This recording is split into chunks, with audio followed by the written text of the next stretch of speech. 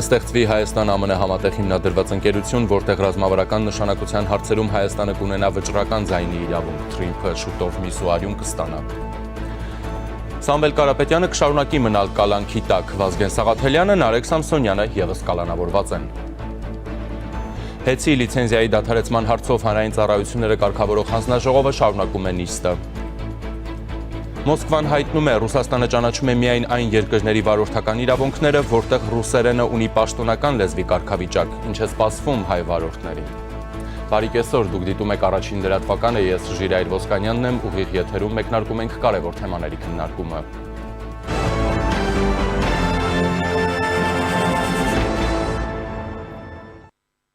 Եվ այսպես, տարածաշրջանային համագործակցության թեմայով համաժողով է ընթանում Մայրաքաղաքում, որին ներկա է նաև վարչապետը։ Նիկոլ Փաշինյանը ելույթ է ունեցել ու նշել, մի փուլ ենք մտնում, որտեղ հյուսիս-հարավ նախագիծը ստանում է միսուարիուն։ Այս տարի արդեն մենք կբացենք հյուսիս-հարավ ճանապարհի Գյումրուց Երևան հատվածը, որը հիմա գործնականում պատրաստ է, ուղղակի կահավորման աշխատանքներ են արվում։ Նաև Ագարակ-Քաջարան հատվածն է կառուցվում շատ մեծ տեմպերով, ներկայումս շատ ակտիվ քննարկումներ են ընթանում Սիսիան-Քաջարան հատվածի կառուցման ուղղությամբ, նաև առանձնահատուկ կարևորություն ունի Բարգուշաթի թունելի կառուցման նախագիծը, որի վերաբերյալ մենք մտնում ենք եզրափակիչ փուլ։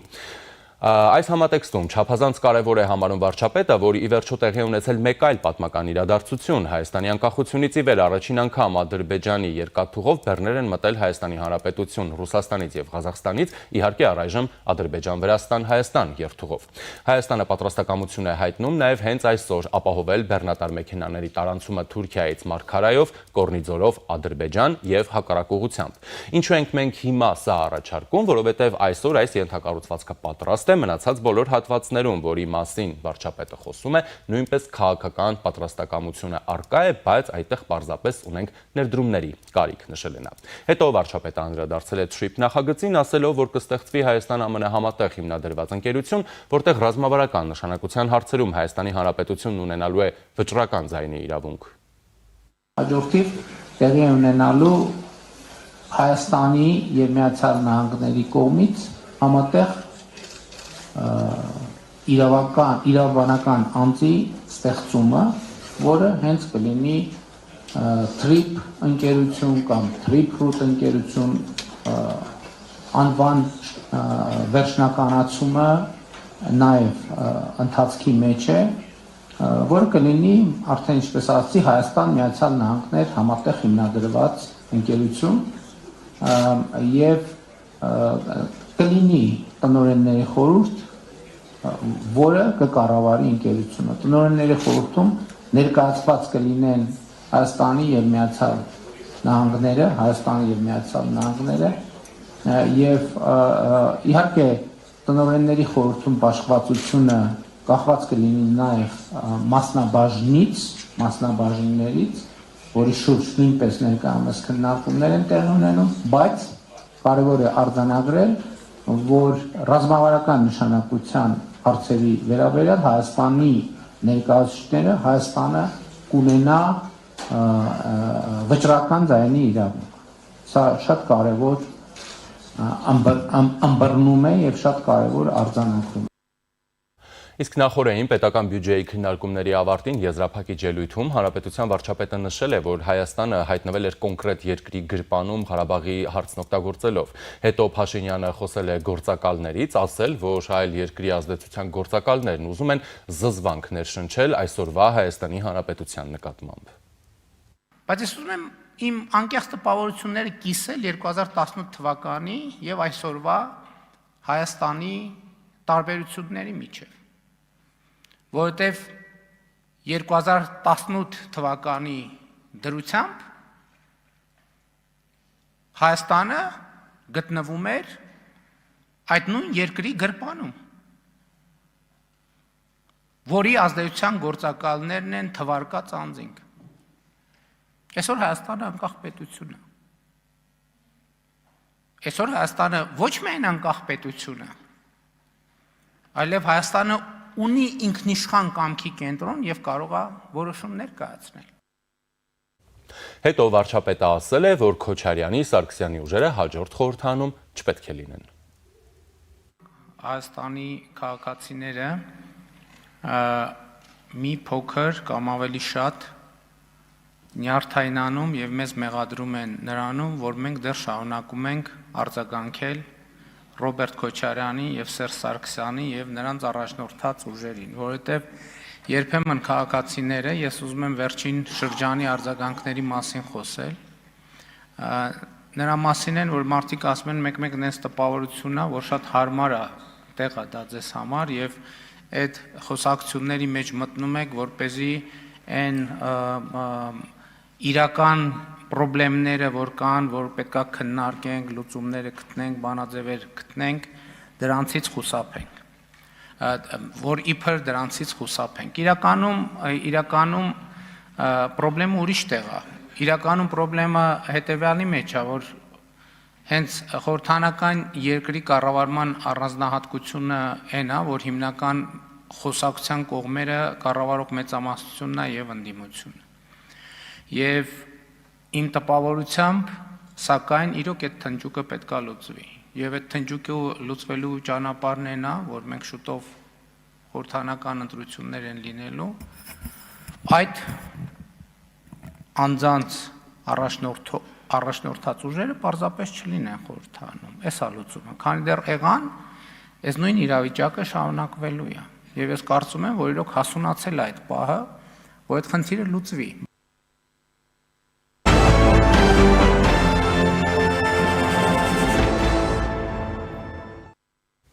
Վերաքննիչ հակակոռուպցիոն դատարանը մերժել է Սամվել Կարապետյանի պաշտպանների բողոքը եւ կալանքի որոշումը անփոփոխ է մնացել։ Կարապետյանը կշարունակի մնալ կալանքի տակ։ Գործարարին կալանքը երկարաձգելու միջնորդություն եւս ներկայացվել է։ Կարապետյանը, հիշեցնեմ, կալանավորված է հունիսի 18-ից, իսկ հոկտեմբերի 16-ին կալանքի ժամկետը 30 օրով երկարաձգվել էր։ Քննչական կոմիտեից ավելի վաղ տեղեկացրել էին, որ Սամվել Կարապետյանի նկատմամբ հանրային քրեական հետապնդում է հարուցվել։ Վարույթը նախաձեռնվել է Կարապետյանի հարցազրույցից հետո, երբ նա հնչեցրել է իշխանությունը զավթելու Սահմանադրությամբ չնախատեսված եղանակով Հայաստանի կառավարության լիազորություններին տիրանալուն ուղղված հրապարակային կոչ։ 5 ամիս կալանքի տակ գտնվող գործարարի մեղադրանքը փոխվել ու լրացվել է, նրան նաև փողերի լվացման մեղադրանք է առաջադրվել։ Ազգային անվտանգության ծառայության աշխատակիցներն էին ավելի վաղ խուզարկել Ռուսաստանաբնակ գործարար Կարապետյանի առանձնատունը։ Այդ օրը հանրապետության վարչապետ Նիկոլ Փաշինյանը գրառում էր կատարել, նշելով՝ «Սա ձեզ համար Կալուգայի Նիժնի տապռի գեղը չի, սա Հայաստանի Հանրապետությունն է, հույս ունեմ պետության համը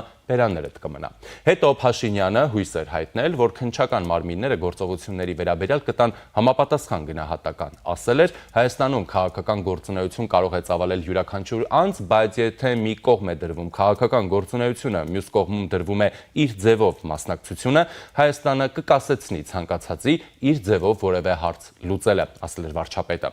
Այս գործընթացներից հետո հեծի կառավարման ղեկը անցավ պետությանը։ Ժամանակավոր կառավարիչ նշանակվեց Ռոմանոս Պետրոսյանը։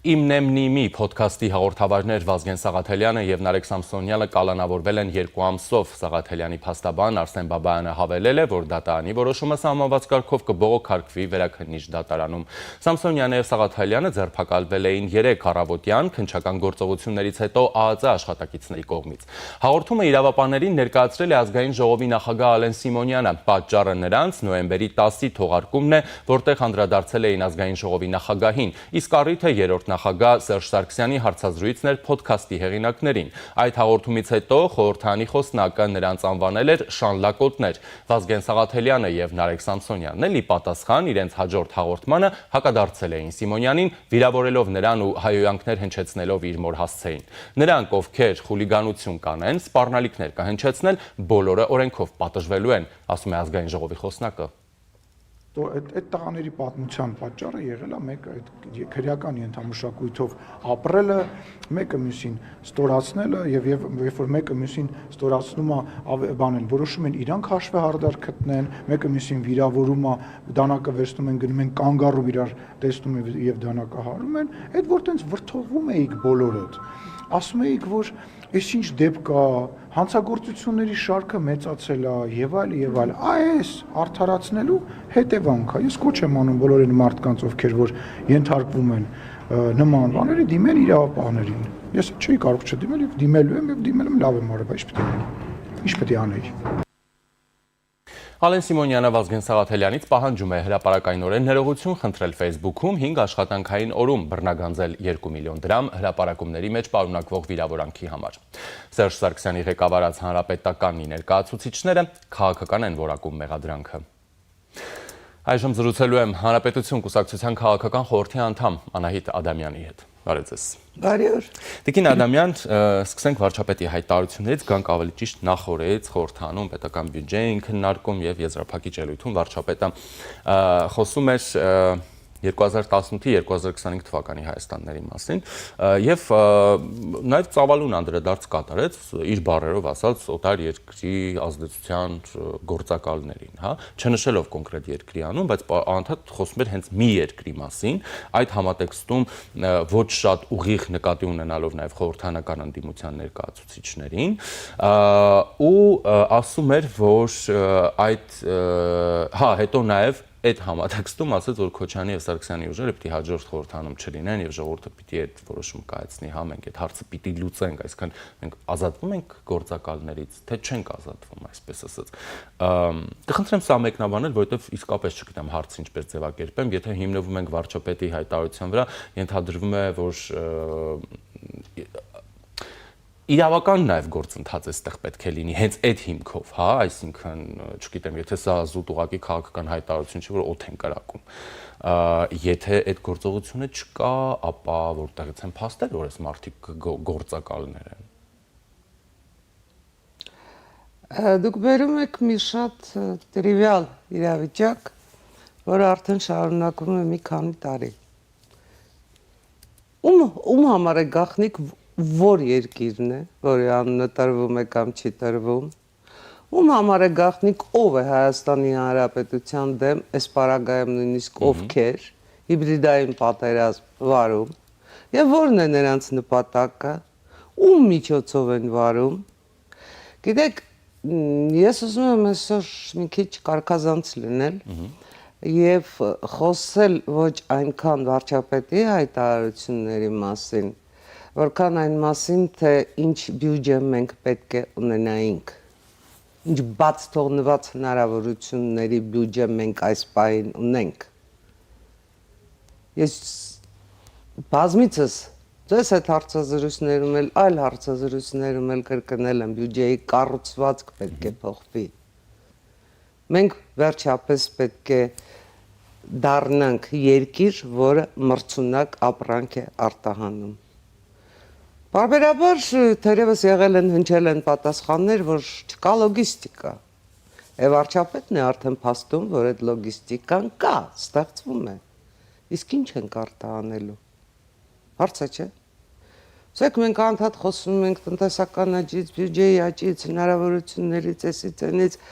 բայց դրա բազմապատիկը կարող էինք ունենալ։ Բազմապատիկը։ Եթե մենք վարեինք ճիշտ տնտեսական քաղաքականություն, եթե մենք մտածեինք Հայաստանի Հանրապետության տնտեսական անվտանգության մասին, որը ինքնիշխանության հիմքում է, որը ազգային անվտանգության հիմքում է։ Ասելով ինչ ենք արտահանելու, այն ամեն ինչ, որ արտահանում ենք ԵԱՏՄ։ Կարծում եք դա բավարար է։ Կարծում եք դա բավարար է։ Մենք եղել ենք ու պետք է մնանք, ասենք ծաղիկ, պտուղ բանջարեղեն, հայկական բրենդի, տիրան, հայկական բրենդի եւ վերջ, լավ, գինի կոնյակ, վերջ, պահածոներ։ Դե դա արդեն պտուղ բանջարեղենի մեջ մտնում էր, գիտեք, շատ շնորհակալ կլինեի, եթե մենք պահածոներ արտահանեինք, իսկապես, որտեղ դա արտադրանք է այս կամ այն կերպ եւ ավելի բարձր գին ունի։ Սա խնդիր է, չէ՞։ Սա խնդիր է։ Եթե մանավանդ լոգիստիկայի պահը դուրս է գալիս, սա խնդիր է։ Խնդիր է առավել եւս այն պարագայում, երբ ամբողջ աշխարհը հիմա կիսահաղորդիչների բում է ապրում։ Միջինասիական հանրապետությունների բազմիցս դուք այդ լուսաբանել եք, ես տեսել եմ ձեր հարցազրույցները։ Միջինասիական հանրապետությունների նախագահները գնում են Վաշինգտոն, ինչ պայմանագրեր են կնքում, Հայաստանի Հանրապետությունը ոչ պակաս ունի նույն այդ մետաղները, թե պոչա անկերի տեսքով, թե բաց մաքուր, ինչ ենք անում։ Տրամպի հետ ուշագիր ենք ստորագրում, առաջին կետում կիսահաղորդիչներն են, արհեստական բանականություն, էներգետիկ անվտանգություն Եվ 500 միլիոն դոլարի Nvidia-ն ներդրում է անում Հայաստանի Հանրապետությունում տարածաշրջանում ստեղծելով ամենամեծ, այսպես ասած, գործարանը։ Սքանչելի է, սքանչելի է։ Հանրապետություն կուսակցության նախաձեռնությամբ էլ Արարատյան դաշտ ծրագիրն է արդեն սկսել իրականացվել տվյալների կուտակման, արհեստական բանականության տվյալների կուտակման կենտրոն։ Գիտեք, ես այն տպավորություն ունեմ, որ մենք ապրում ենք շատ տարբեր իրականություններում։ Ֆանտաստիկայի ժանրից է մի քիչ,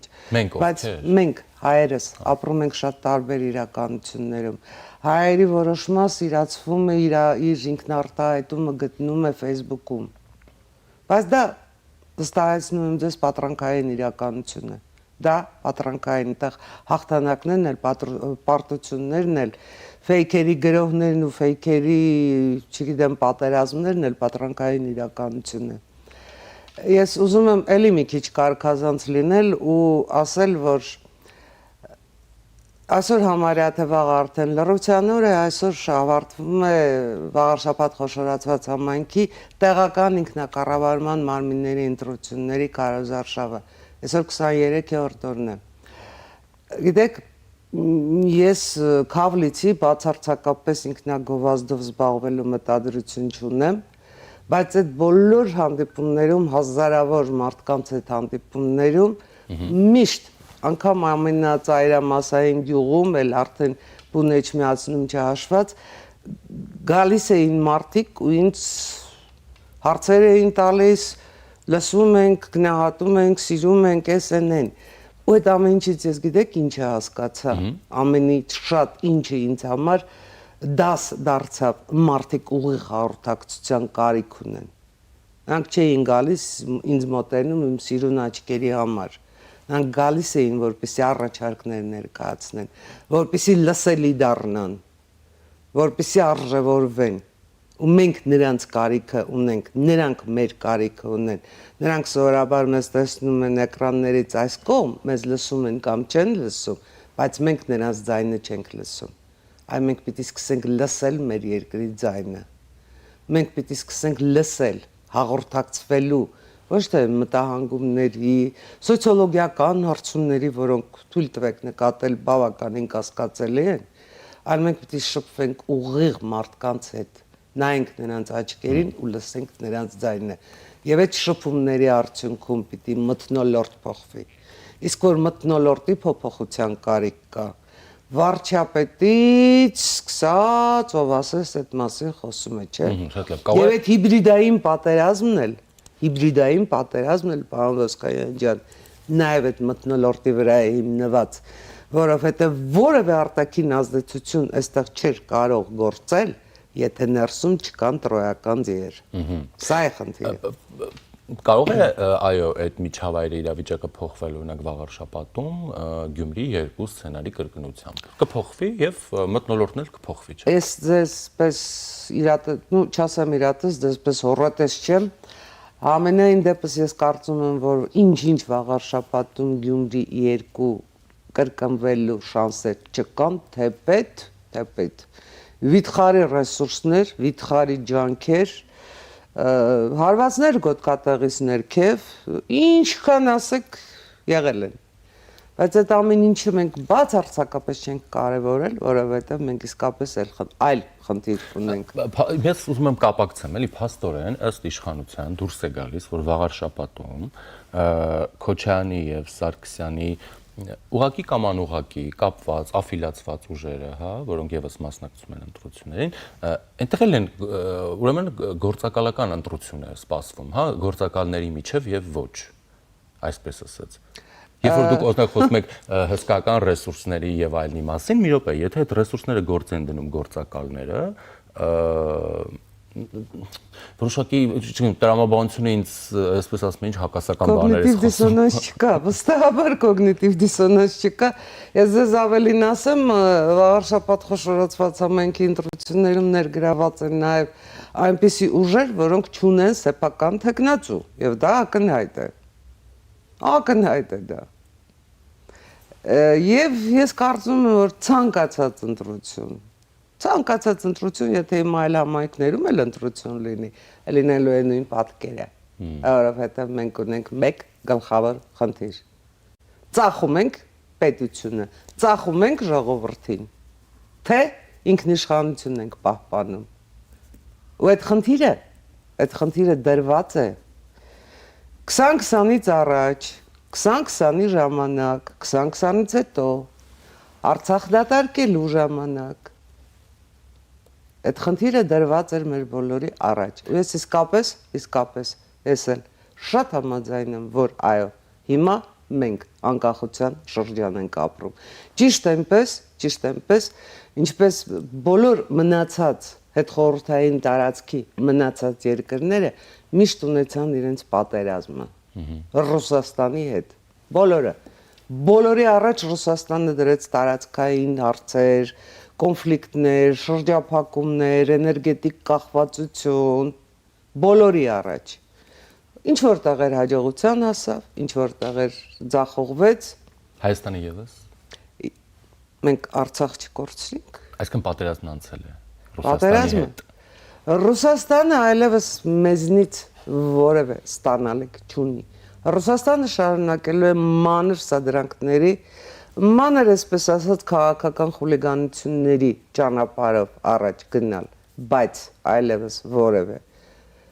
ինչ ասեմ, ագրեսիայի, պատերազմի նախահարձակ լինելու հնարավորություն չունի։ Այդ տեսեք այս հացահատիկի պատմությունը։ Այո։ Ձեզ բացարձակապես չզարմացրեց, որ երբ Ղազախստանում Իլհամ Ալիևը հայտարարում է, որ բացվում է եւ այլն, չասեմ այդ ամբողջ պատմությունը կարծում եմ բոլորը գիտեն, հանկարծ առաջինը Հայաստան է մտնում ռուսական հացահատիկը։ Եվ դա ներկայացվում է որպես հայ, ռուս, ադրբեջանական, չգիտեմ ինչ, բազմակողմ, այս կողմ, են կողմ։ 20-22 պայմանավորություններ։ Լսեք, կարելի է ստել, կարելի է ցինիկ լինել, կարելի է, ռուսների պարագայում դա նորմա է, բայց այդքան։ Քանի որ Լավ չլիներ Տրամպը, այսքան տարի, դուք ինչու չէիք կարողանում հասնեիք նրան, որ Ադրբեջանը ճանապարհ տար, դուք հզոր պետություն եք, շատ հզոր, գերտերություն։ Ցորենի մի մասին էլի,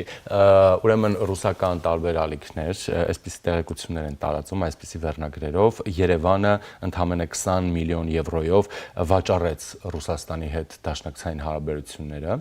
խոսքը հետևյալի մասին է։ Հիշում եք, 2 օր առաջ Ռուսաստանի արտաքին հետախուզական ծառայությունը հայտարարեց, թե իբր Երևանը պոկվում է Մոսկվայից եւ գնում է աջակցություն Ուկրաինայի գնելու Կիևի ավելի թանկ հացահատիկը։ Որը գինը պետք է վճարեն եվրոպացիները։ Եվ հիմա բացահայտել են ռուսները։ Տարբերությունը կազմելու է 20 միլիոն եվրո, որը վճարում է Եվրամիությունը, եւ Հայաստանը պատրաստ է կոպեկների գնով դավաճանել իր ռազմավարական ստրատեգիական գործընկերոջը։ Հետո համատություն են բերում, որ 2024 թվականին Ռուսաստանից ներկրված հացահատիկի գինը կազմել է 40 միլիոն եվրո։ Հա ուզում են ասեն, ինչ թվեր է 20 միլիոն, 40 եւ այլն, դրա համար Երևանը դավաճանում է իր ռազմավարական գործընկերոջը։ Կա այդպիսի բան, այսինքն քաղաքական փոքր, այդպես է ձևակերպել էին, քաղաքական գրանտի դիմաց 20 միլիոնով Հայաստանը վաճառում է Ռուսաստանի հետ գործընկերությունը։ Դուք այդ քարոզչության շատ տիպիկ օրինակ վերեցիք, ցավոք ոչ առաջինը, ոչ վերջինը եւ ոչ եզակի։ Տեսեք, Ռուսաստանի Դաշնությունում որևէ կերպ չեն ընդունում են պարագան, որ որևէ հանրապետություն կարող է հանկարծ որոշել իր բարենային անվտանգությունը սեփական ուժերով ապահովել։ Եվ Հայաստանի Հանրապետությունը այս դեպքում մենակ չի։ Միջինասիական հանրապետությունների նախագահների հետ այդ հանդիպումից հետո հանկարծ Կասիմ-Ժոմարտ Տոկաևը չի գնում հայրենիք, գալիս է Մոսկվա։ Կազուս չի։ Եվ կնքվում է ռուս, ղազախական, այսպես դարակազմիկ, ինչ որ չգիտեմ ինչ, որը եթե կարդում ես, լսեք, ոչ մի լուրջ կետ չկա։ Միակ լուրջ կետը երևի է, որ ռուսները պիտի Ղազախստանում այգ կառուցեն։ Է կառուցում եք թուրքերի ակույուն ավարտեք, էլի Աստված ձեզ հետ ավարտեք վերջապես Թուրքիան կարողանա ատոմային էլեկտրակայան ունենա։ Մերն էլ են ուզում կառուցել։ Հա իհարկե ուզում են։ Բոլորինն են ուզում, բայց չեն կարողանում, սա է խնդիրը։ Ամբողջ խնդիրն է, որ հասկանում եք Ռուսաստանում դեռևս թերևս չեն ընկալել այն փաստը, որ իրենք այլևս գեր տերություն չեն, որ իրենք այլևս այ խրված մնալով Ուկրաինայում 3 օրվա փոխարեն արդեն 4-րդ տարին է մոտենում Ուկրաինայի պատերազմում մի գյուղ հանձնելով, մի գյուղ գրավելով, մի գյուղ հանձնելով, մի գյուղ գրավելով, ոչնչացնելով այն մարդկանց տարածքները, գյուղերը, քաղաքները, որոնք իբր ռուսներ են, իբր, որոնք անկախության, չգիտեմ ինչի համար են պայքարում, այն նրանց տները ավիրելով, 1 միլիոնից ավելի ռուսաստանցիների զոհելով, իրենք ոչինչի չեն ասնում։ Չեն ասում, դա ակնհայտ է։ Ռուսաստանի ռազմավարական պարտության մասին Ուկրաինայում մենք բազմիցս զրուցել ենք։ Ռուսաստանի ռազմավարական պարտությունը հարավային Կովկասում այլևս ակնհայտ է։ Ակնհայտ է, գիտեք, գոնե մեկ փաստով։ Համենայն դեպս Վաշինգտոնում ստորագրված համաձայնագրերից հետո նորից կարճել, այսպես կենաց մահու կռվի մեջ մտնել։ Մի երրակողմ հայտարարության, նույնիսկ ոչ համաձայնագրի, մի երրակողմ հայտարարության 9-րդ կետից, եւ այդ 9-րդ կետը, որ առաջ Հայաստանի Կրեմլի վկաների շուրթերով կապիտուլյացիա էր, եսիմ ինչ էր, հանկարծ դառնա սրբություն սրբոց, միակ կատարելի, միակ փրկություն, Արցախ ենք փրկում այդ կետով, Հայաստանի Հանրապետություն ենք փրկում, ժողովուրդ ենք փրկում, ապագա ենք փրկում, չգիտես ինչ ենք փրկում, իրականում այդ կետը նշանակում է Սյունիքի հանձնում։ Եթե դուք պատկերացնում եք փրկությունը երկիր ծախելով, կներեք, ես այն մարդը չեմ, եւ կարծում եմ, որ ես մեծամասնություն եմ, որը նման գնով ու նման փրկիչների կարիք ունի։ Սա է ամբողջ էֆեկտը։ Շարունակենք։ Տեսեք, Սամվել Կարապետյանի կալանքը մերժվեց, այսինքն կալանքից ազատումը միջնորդությունը մերժեց դատանը, նա շարունակելու է մնալ կալանքի տակ, էլի կալանքի միջնորդություն ներկայացվեց։ Հետո հաղորդավարներ, բլոգերներ Սամվել Կարապետյան, ներողություն, Վազգեն Սաղաթելյան եւ Նարեկ Սամսոնյան, մենք տեսնում ենք, թե ինչպես օրինակ նրանք ձերբակալվեցին, հա, ԱԾ-ն գնաց դիմակավորված տներից հանեց առավոտ շուտ տարան բերեցին, ինչ որ sense նման բաներ։ Ես մեմ էլի գամ են մեր ամենասկզբին, բա գործակալները։ Բա եթե այս մարդիկ սպասարկում են Քոչյանին կամ Սերժին այս դեպքում, բա Սերժը գործակալ չի իր ուժերի հետ միասին, բա գործակալ։ Բա քանի քրեական գործեր կան։ Տեսեք, դուք վերում եք այդ օրինակները, բայց ես էլ ուզում եմ, այսօր ընդհանրապես ես շատ չեղեցի, բայց ուզում եմ ձեզ էլի շեղեմ։ Եկեք հասկանանք, Տակեր Կարլսոնին տրված Նարեկ Կարապետյանի դարակազմիկ հարցազրույցը ինչ էր, եթե ոչ Պասկվիլ Հայաստանի դեմ։ Եվ արդյոք այդ հարցազրույցի, եթե Նարեկ Կարապետյանը հավակնում է քաղաքական գործիչ դառնալ, իսկ նա դա հավակնում է։ Եթե Նարեկ Կարապետյանը հավակնում է Հայաստանի Հանրապետության փրկիչ դառնալ, հերթական փրկիչը, դա դրան էլ է հավակնում։ Ինչու է Հայաստանի Հանրապետությունը ինձ ձեզ զրպարտում օտար պետության լրագրողի հետ հարցազրույցում։ Մենք քրիստոնեություն ենք հալածում։ Հա։ Ցեղասպանության մասին արդեն չասեմ։ Հայաստանի Հանրապետությունում ինչ որ բան ասեց, որ անմիջապես վերաբերվում էր ՀՅԴ-ի գործունեությանը, ու հետո այնտեղից ասին նո, չի կարելի, մենք այստեղ սուրբ ենք, մենք այստեղ նահատակ ենք, մենք այստեղ մարտիրոս ենք, ցեղասպանված, բռնաբարված ենք, մենք այստեղ չի կարելի։ Փոխի ենթատեքստը։ Հետո։ Հիմա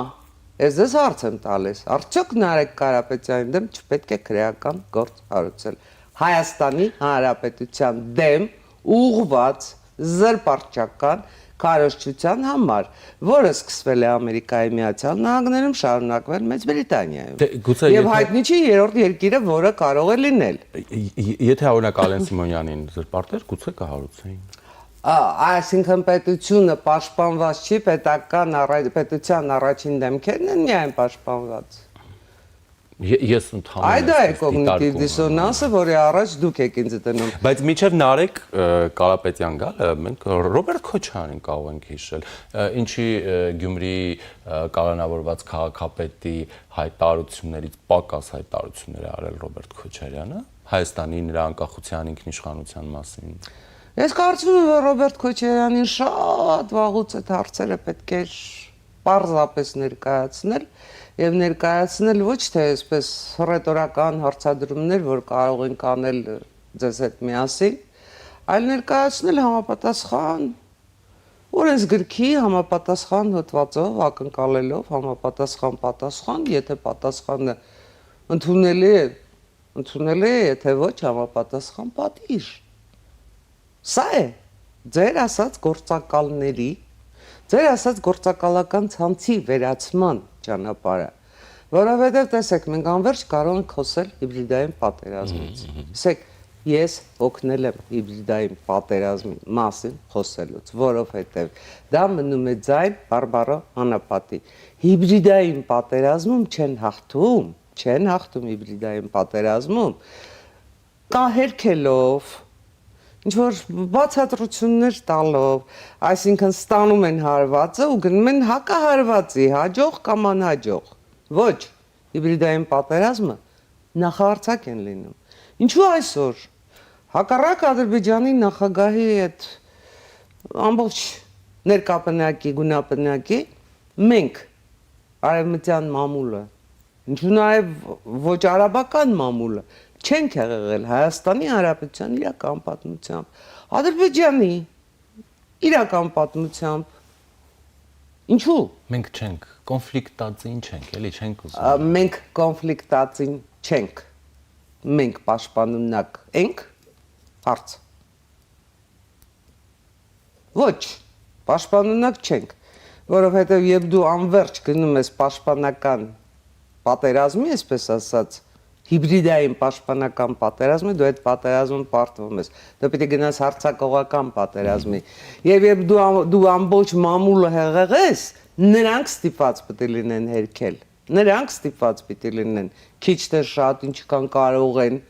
նրանք պիտի հերքեն, ոչ թե մենք հերքենք։ Այստեղ է ամբողջ կազուսը։ Սա պիտի փոխվի, մտայնություն պիտի փոխվի, մթնոլորտ պիտի փոխվի։ Վերջին հաշվով մենք պիտի հասկանանք էլի այս երկրի գինը։ Մենք պիտի հասկանանք։ Ոչ թե մենք պիտի դնենք հաջորդ խորհրդարանում էլ էս չգիտեմ ինչը կլինի, էս մյուսը չի լինի, դա չի կարևորը։ Կարևորը խորհրդարան մտնում են, որ ինչ անեն։ Ինչի համար։ Որ 7-րդ, 8-րդ, չգիտեմ արդեն որորդ տարին բերեն նույնաբովանդակ բյուջե, առանց բյուջեի կառուցվածք փոխելու, առանց տնտեսության կառուցվածք փոխելու, որ բյուջեի քննարկումը դառնա ոչ թե տնտեսագիտական քննարկում, զարգացման միտումներով քննարկում, այլ քաղաքական տուրու դմպոց, դե լավ էլի։ Մենք դրան արժանի չենք, պարոն Ոսկանյան ջան, ժողովուրդը դրան արժանի չի։ Ես իսկապես Էջմիածուն տեսել եմ շատ ոգևորված ժողովուրդ։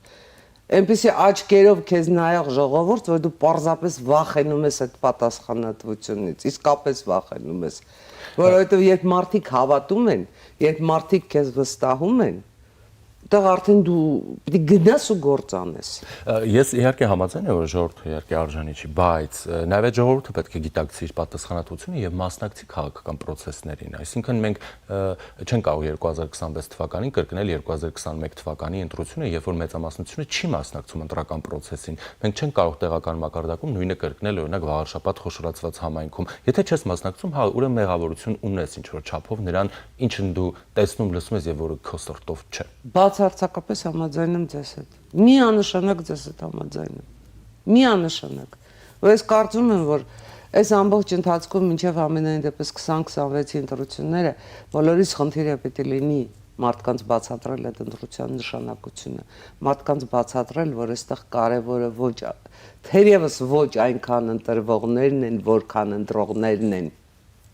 Սա բանաձև պիտի լինի, կարևորը ընտրողներն են, որովհետև ընտրողների ձայներն են որոշելու Հայաստանի Հանրապետությունը կմնա ժողովրդավարական, կմնա զարգացող երկիր, թե Հայաստանի Հանրապետությանը ռուսական օդապարիկը այսպես կգա, կծածկի ու էլի աշխարհում կլինի քարտեզի վրա միայն մեկ պետություն, Մայր Ռուսիան, իսկ Մայր Ռուսիան, ինչպես արդեն հայտնի իրադարձություններն են վկայում, անգամ ինքը իրեն չի կարողանում պաշտպանել, ինքը իրեն չի կարողանում պահել, բայց դեռ այնքան ուժ ունի, այնքան զորություն ունի, որ այսպես մանր խուլիգանությունների, մանր ստորությունների, մանր չգիտեմ ինչերի, ոնց դուք մեր ծորենը թողած ուրիշից ծորեն եք առնում, քանի գլխանի եք, որ պարենային անվտանգության հարց եք լուծում։ Տիկին Ադամյան, ես կարող եմ հետևություն անել, որ 26 ընտրությունները լինելու են հանուն Հայաստանի ընդդեմ Ռուսաստանի։ Ոչ, չեմ կարծում։ Գիտեք, 26 ընտրությունները լինելու են հանուն Հայաստանի կամ ընդդեմ Հայաստանի, ոչ թե ընդդեմ Ռուսաստանի, որովհետև ինչ-ինչ, բայց ես կարծում եմ, որ այս բոլոր փորձությունների միջով անցած կորոնավարակի հազարավոր զոհերի, պատերազմի հազարավոր զոհերի, գիտեք, ես համարյա մի ամիս ամեն անգամ Էջմիածին գնալ գալուց Եռաբլուրի կողքով անցնելիս ուղղակի անհավանական ցավ էի զգում։ Անհավանական ցավ էի զգում։ Եռաբլուր ունեցող ժողովուրդը չի կարող էլի գնալ ու էլի ծախվել, չի կարող էլի գնալ ու 5, 10, չգիտեմ քանի հազարով, $100, մի քանի $1000 ինքը իրեն ծախել, իր երեխաներին ծախել, որովհետև մենք տեսեք ավանդաբար ստացվել է այն պատկերը, որ ամեն սերունդ եկել է ու լուծել է ոչ թե իր խնդիրները, այլ իր պապերի չլուծած, իր հայրերի չլուծած խնդիրները։ Լավ, հիմա այդ ավանդույթը չար, սխալ ավանդույթը չենք կոտրելու, էլի մենք մեր խնդիրները չենք լուծելու ու դնելու ենք այն երիտասարդների վրա, ասենք դե ոնց մենք ենք այն լուծը, դե հիմա դուք էլ լուծեք չլուծած հարցերը, ոչ։ Համաշխարհային փորձը ցույց է տալիս, որ այսօր արված, այսօր չարվածը, վաղը չես անի, վաղը իրան էլիքն է բերում։ Հիմա Հայաստանի Հանրապետությունը շրջադարձային կետում գտնվող այն պետությունն է, որ պարտավոր է այսօր ժամանակին առավելագույն արդյունավետությամբ լուծել հենց այսօրվա խնդիրները, որովհետև տեսնում եք համաշխարհային զարգացումները, տեսնում եք տարածաշրջանում ինչ փոփոխություններ են լինում, ընդհանրապես ինչ փոփոխություններ են լինում ամբողջ աշխարհում, այս բոլոր փոփոխությունները Սարոյանը ասում էր որտեղ էլ որ կրակեն հայ է կպչում։ Ես ուզում եմ Սարոյանին էլ այսօր շատ կարգազանց է, ուզում եմ Սարոյանին էլ մի քիչ շրջեմ, որտեղ որ ինչ որ բան է լինում, մեր օգտին է։ Եթե մենք խելք ունենք, եթե մենք կարողանում ենք դա օգտագործել, իսկ մենք դա պիտի անենք, ու պիտի անենք այ հենց այսօր այս պահին ծնվող երեխաների համար, պիտի անենք մեր ծնողների համար, որովհետև նրանք պիտի դադարեն տագնապի մեջ ապրել։ Բոլոր այն մայրերի համար, այն հայրերի համար, որ իրանց տղաներին ուղարկում են բանակ, հանգիստ խղճով ուղարկեն, հանգիստ քնեն, հանգիստ արթնանան, այ դրա համար։ Մեծ բան չի։ Աստծո թևի տակ ապրող ժողովուրդ ենք, մեծ բան չի, բայց պիտի խելք ունենանք։ Շնորհակալ եմ։ Ես եմ շնորհակալ։ Զրուցակիցս Հանրապետություն կուսակցության քաղաքական խորհրդի անդամ Անահիտ Ադամյանն էր։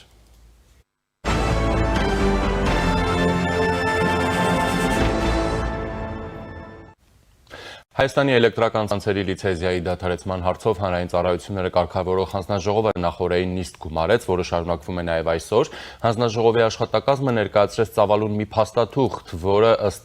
որում ըստ որոնց կան բոլոր հիմնավոր պատճառներն ու խախտումները, որպեսզի ընկերության լիցենզիան դադարեցվի։ Մեջբերում եմ, հանձնաժողովի աշխատակազմը կազմել է որոշման նախագիծ, որով առաջարկվում է. Առաջին, նախագծի առաջին, երկրորդ, երրորդ, չորրորդ եւ 6-րդ կետերով արձանագրված խախտումների համար էլեկտրաէներգիայի մասով օրենքի 42-րդ հոդվածի 6-րդ մասի հիմքով, իսկ 5-րդ կետով արձանագրված խախտման համար էներգետիկայի մասին օրենքի 42-րդ հոդվածի 3-րդ մասի հիմքով, որպես յուրաքանչյուր խախտման համար առանձին պատասխանատվության միջոց դադարեցնել ընկերության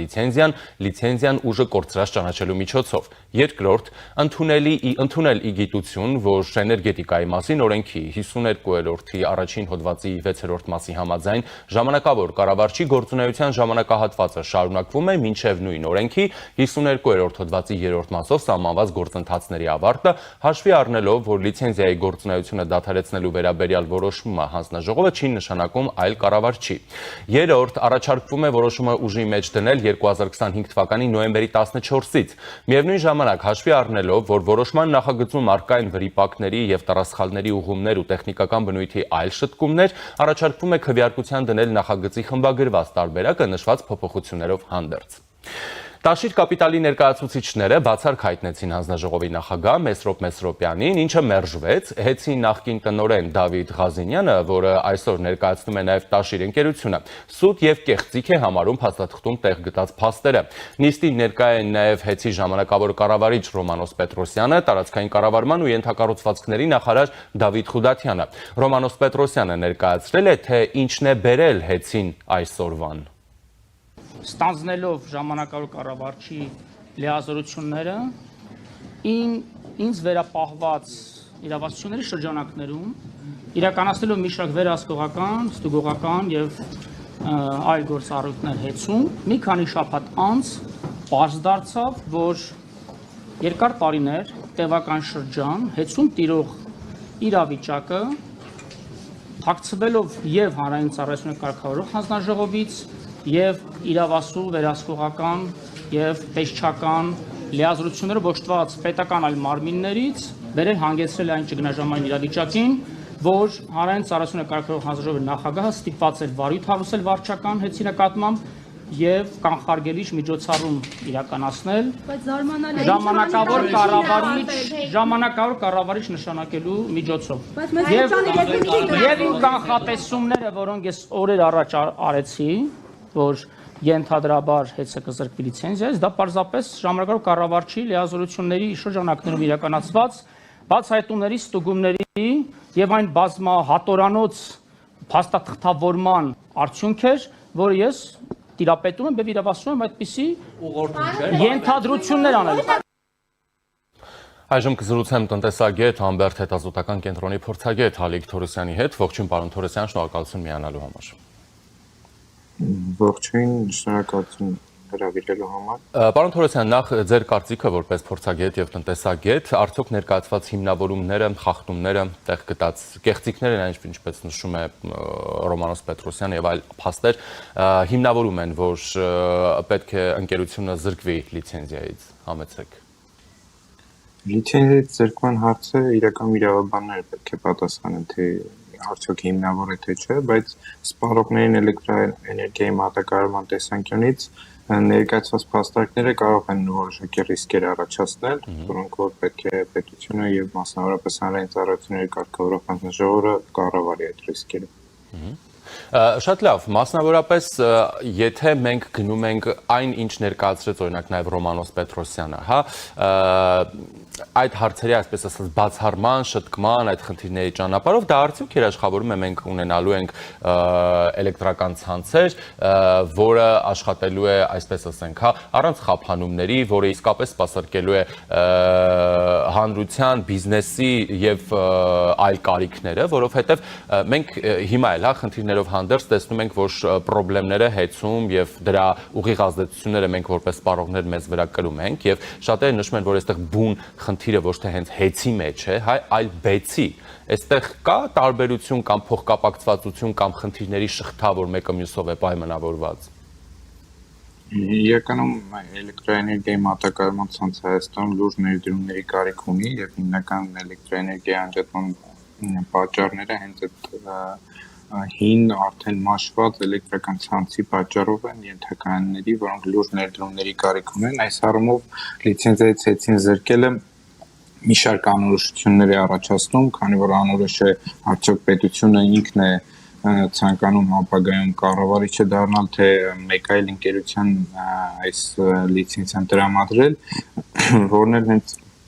անորոշություն է առաջացնում ինչպես սպառողների մոտ, այնպես էլ մի շարք ընկերությունների, որոնց իրենց գործունեությունը մեծապես կախված են էլեկտրաէներգիայի հետ։ Սա նաև անորոշություն կարող է առաջացնել մի շարք այլ ռազմավարական ենթակառուցվածքների ոլորտներում, ինչպես ջրամատակարարման, քանի որ դա նույնպես էլեկտրաէներգիայի մատակարարումների հետ մեծապես կախված է։ Այս առումով իմ կարծիքով ներդրումներն են, որոնք մեծապես պետք է հասկանալ, թե արդյոք պետությունն է պարտավորվում այդ ներդրումների կատարել, որպեսզի ցանցը վերականգնվի, նոր ներդրումներ իրականացվեն, թե այլ օպերատոր ինչ պայմանագրով են նոր օպերատորը այդ գործունեությունը իրականացնելու։ Իսկ օրինակ լիցենզիայի զրկելու հանգամանքը ինչ այլ ռիսկեր է բերում, հա, բացի օրինակ անորոշություններից ավելի առարկայական, ինչպիսի ռիսկեր են կարող է բերել, թե այստեղ ռիսկերի մասին խոսել առանձնապես տեղին չէ, որովհետև եթե փորձում ենք տրամաբանել, ապա կառավարչական գործառույթներ իրականացնող ընկերությունն է զրկվում լիցենզիայից, դա չի ենթադրում, որ դադարեցվում են կառավարչական գործողությունները առհասարակ Հայաստանի էլեկտրական ցանցերում, չէ՞։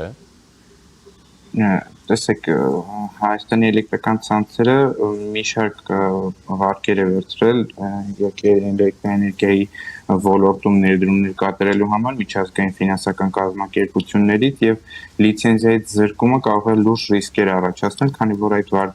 վարկերի վարկային ռիսկերը կտրուկ ավելանում են։ Այս առումով միջազգային պրակտիկա կա, որը կոչվում է early termination, ինչ է սա ենթադրում, որ երբ որ ընկերությունը, որը վարկային պարտավորություն ունի, զրկվում է իր հիմնական եկամուտի աղբյուր հանդիսացող ոլորտում գործունեություն իրականացնելուց, վարկային ֆինանսական կազմակերպությունը հնարավորություն ունի անմիջապես եւ ամբողջական պահանջել այդ վարկային գումարները։ Իսկ Հայաստանի էլեկտրական ցանցերի տարբերություն Վիոլա ջրընկերության, որը ուղղակի վարձակալում է ջրամատակարարման ցանցը, Հայաստանի էլեկտրական ցանցերը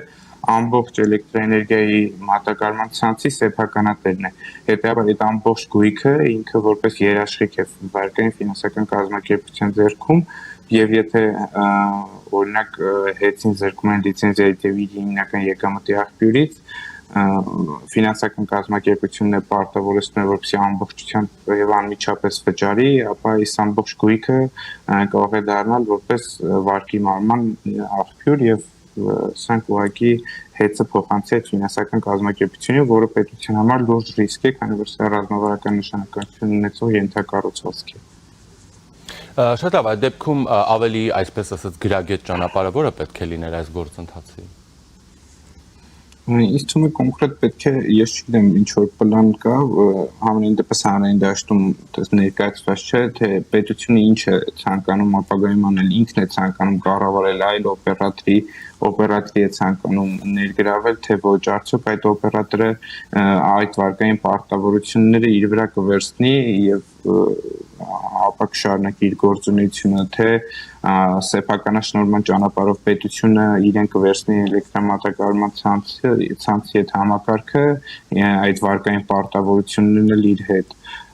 Այս ամենը հարցեր են, որոնք պետություն պետք է լավ մշակված պլան ունենա, թե ինչպես պետք է անել, որպեսզի սկզբում ներկայացված անորոշությունները լուրջ տնտեսական հետևանքներ չառաջացնեն։ Շատ լավ, այս գործընթացի օրինակ հնարավոր բացասական ազդեցություններ կարող են ունենալ մենք, շարքային սպառողներս կամ տնտեսվարողները, բիզնեսը։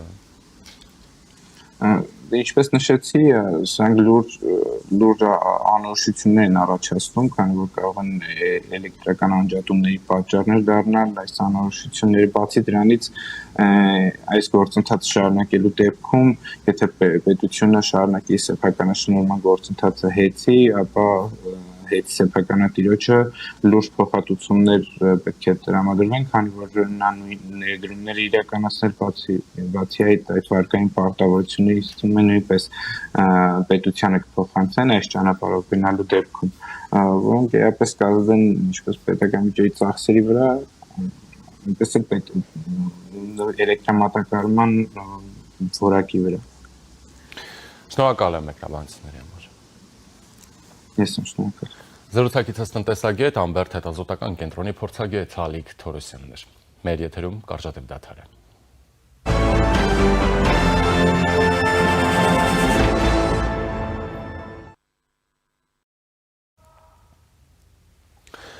Ռուսաստանը ճանաչում է միայն այն երկրների վարորդական իրավունքները, որտեղ ռուսերենը ունի պաշտոնական լեզվի կարգավիճակ, մյուսները պետք է քննություն հանձնեն։ Այս մասին հայտարարել է Ռուսաստանի Պետդումայի նախագահ Վյաչեսլավ Վոլոդինը, գրում է ՌԻԱ Նովոստին։ Մենք չենք կարող ճանաչել այն երկրներից ժամանողների վարորդական իրավունքները, որտեղ ռուսերենը չունի պաշտոնական կարգավիճակ։ Այս դեպքում այդ երկրների քաղաքացիները պետք է հանձնեն կանոններն ու քննությունները։ Միայն այդ դեպքում նրանք կկարողանան ստանալ վարորդական իրավունք, ասել է նա լիագումար նիստում։ Վոլոդինը հավելել է, որ ռուսերենի իմացությունը Ռուսաստանի Դաշնությունում օտարերկրյա վարորդական իրավունքները ճանաչելու հիմնարար հարց է։ 2017 թվականին Պետդուման ընդունել է օտարերկրյա վարորդների համար նախատեսված փոփոխությունները, որոնց համաձայն նրանց թույլատրվում է աշխատել Ռուսաստանում, օգտագործելով այն երկրների վարորդական իրավունքները, որտեղ ռուսերենը պաշտոնական լեզու է։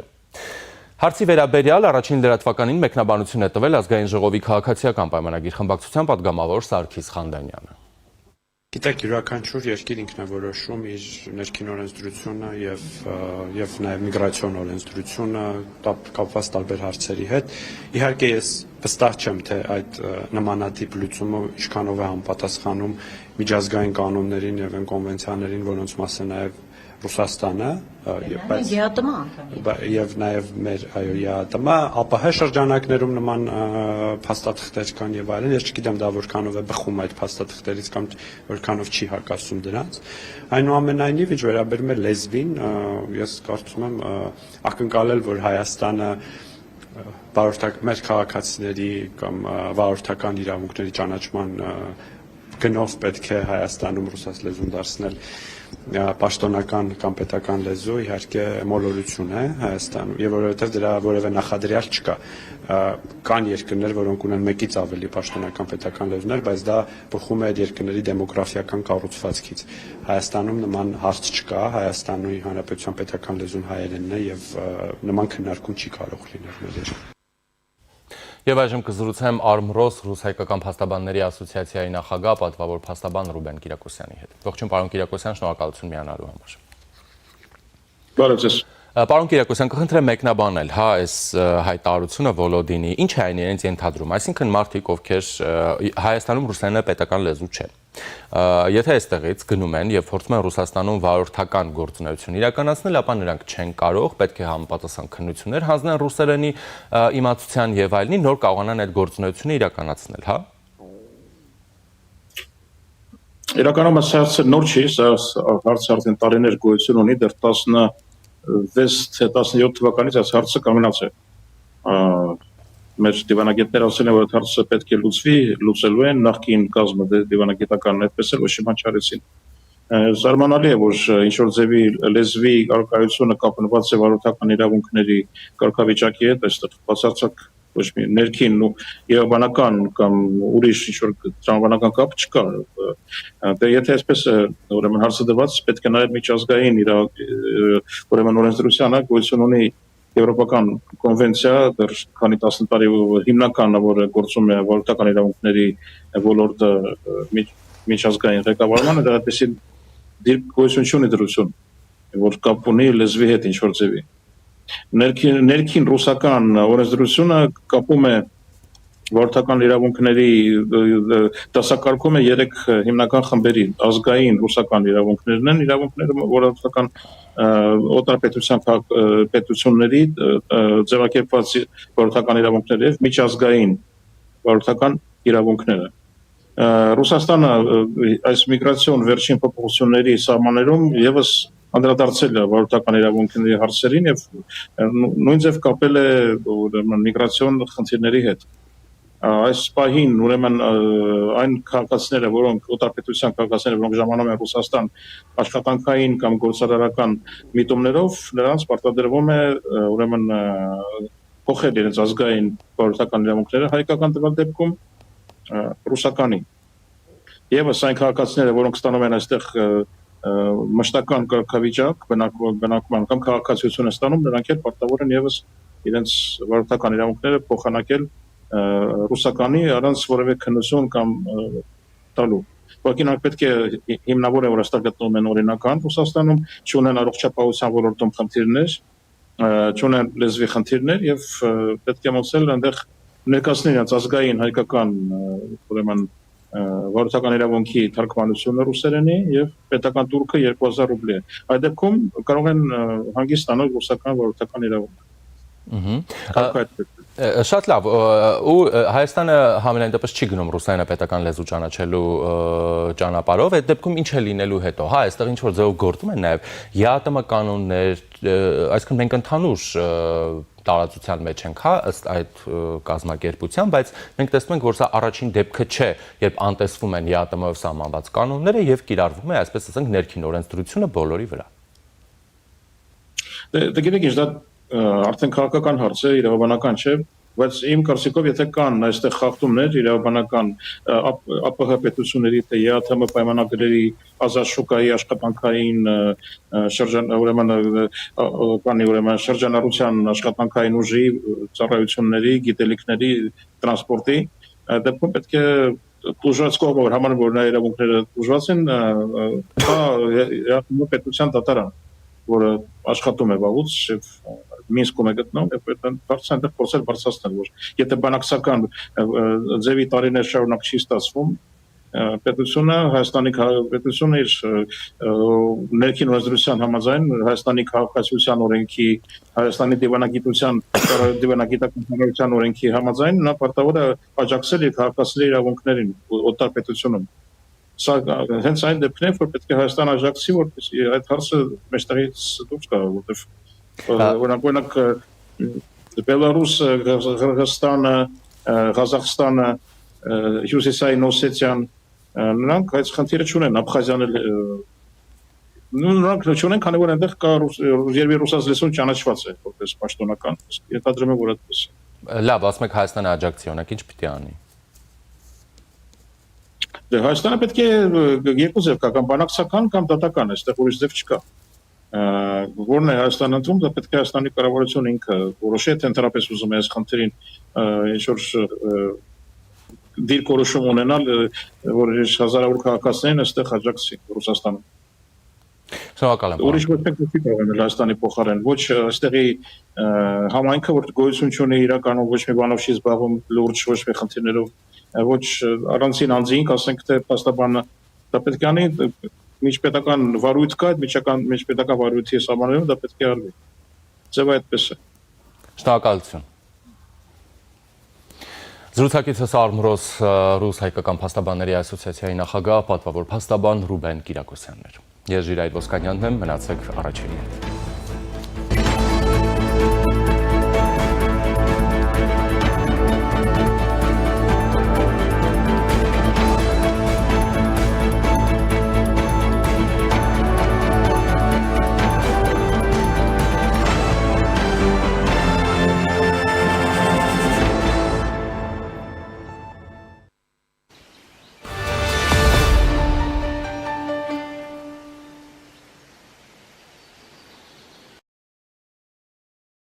Նախադեպը չունեցող Սանկերամիկայի ակցիա իդեալ համակարգում։ Գնեք Սանկերամիկա կամ լոգասենյակի կահույք եւ ստացեք նույն գումարի չափով ծորակն ընդամենը 1 դրամով։ Ընտրեք ծորակների ավելի քան 1200 արկա տեսականուց ձեր նախընտրածը վճարելով ընդամենը 1 դրամ։ Ապարիկը տեղում 18 ամիս 0% տոկոսադրույքով։ Շվեյցարական Laufen, գերմանական Hansgrohe, իսպանական Gala, լեհական Deante եւ իտալական Dolomite ապրանքանիշերի որակյալ երկարակյաց ու անկրկնելի տեսականին ձեզ է սպասում իդեալ համակարգի խանութ սրահներում։ Կան տարբերակներ, կա իդեալական տարբերակ։ Մանրամասները idealsystem.am։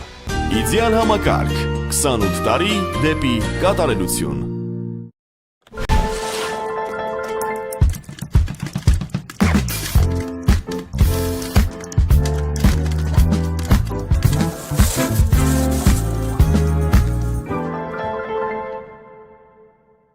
Ջերուսման սեզոնին ընթരാճ մեծ ակցիա իդեալ համակարգում։ Իդեալ համակարգը ներկայացնում է նոր խնայողության բանաձև։ Ջերուսման ամբողջական խնայող համակարգ, գումարած 100,000 դրամ արժողությամբ սերտիֆիկատ, բաժանած 18 ամիսների հավասար է 0% տոկոսադրույք։ Այսինքն ձեռք բերելով Ջերուսման ամբողջական խնայող համակարգ մատչելի գնով ստանում եք 100,000 դրամի սերտիֆիկատ իդեալ համակարգի կողմից։ Իսկ վճարումը կարող եք կատարել ապառիկ 18 ամիս առանց որևէ տոկոս վճարելու։ Կան տարբերակներ, կա իդեալական տարբերակ։ Մանրամասները idealsystem.am Իդեալ համակարգ 28 տարի դեպի կատարելություն